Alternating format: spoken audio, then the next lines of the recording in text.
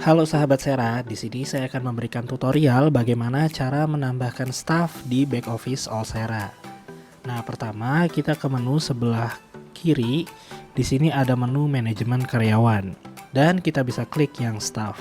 Nah, di sini ada beberapa kategori staff yang bisa sahabat Sera gunakan sesuai dengan porsinya masing-masing.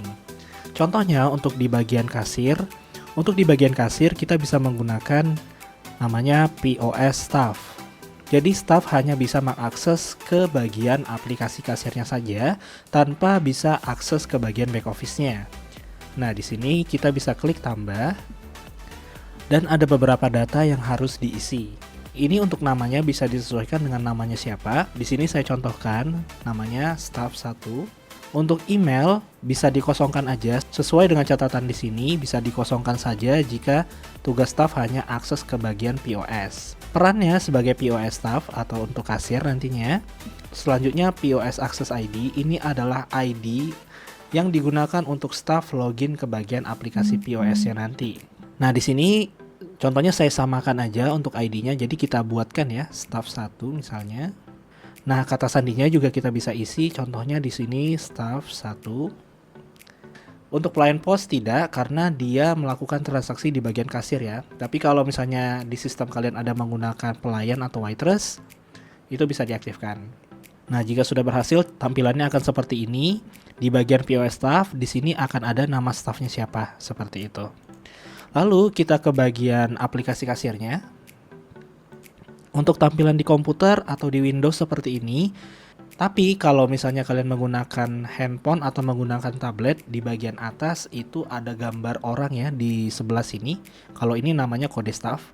Jadi nanti kalau misalnya kalian menggunakan tablet, bisa klik aja yang icon orang seperti itu. Nah, di sini kita klik yang kode staff, ada namanya URL toko atau URL ID ya. Ini bisa didapatkan dari kalau kita cek di bagian dashboard.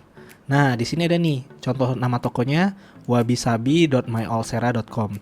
Nah, karena di sini di belakangnya sudah ada myallsera.com-nya, jadi di sini kita tulis aja wabi-sabi.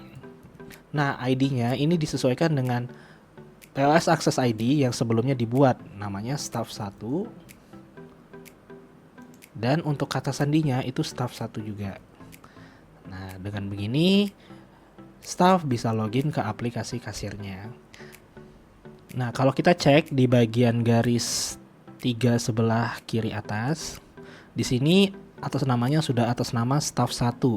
Dan kalau misalnya kita lakukan penjualan, contohnya ada nih ayam bakar 1, oke. Nah, di sini dilayaninya juga oleh staff 1. Jadi penjualannya sudah berdasarkan staff yang login ke aplikasi POS-nya. Dan kalau kita lakukan penjualan, oke, kita bayar.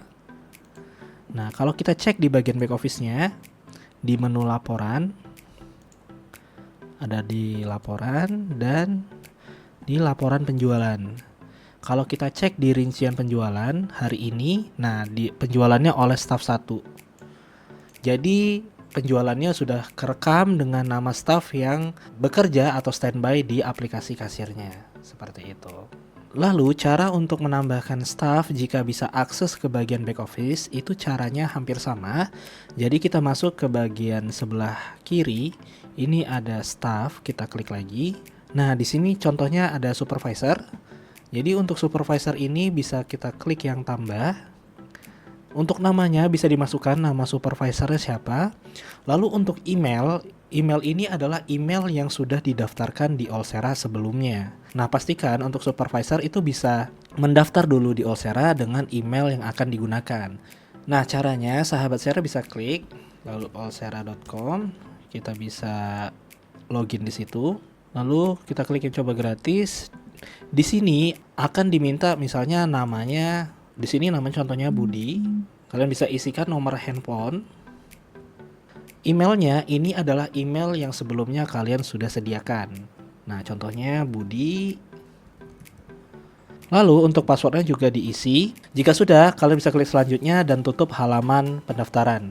Nah, email yang sudah didaftarkan tadi itu bisa klik di sini dan diinput. Misalnya budi@gmail.com. Untuk namanya kita kasih nama Budi.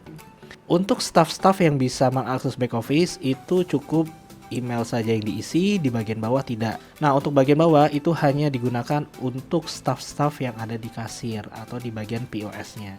Jika sudah, kita klik simpan. Maka saat Budi nantinya akan akses, dia bisa akses menggunakan akunnya sendiri, dan jika Budi sebagai supervisor mengubah data, maka akan tercatat dengan nama Budi sebagai penanggung jawab. Contohnya di sini saat kita tambah inventory di sini, nah nantinya saat inventory tertambah, di sini akan ada nama penanggung jawab di sini diterima oleh siapa. Jika nantinya Budi yang melakukan input stok atau mungkin ada perubahan data, itu akan tercatat dengan nama Budi. Berikut untuk tutorial mengenai penambahan staff. Semoga ini bisa membantu sahabat Sera dalam menggunakan back office. Terima kasih.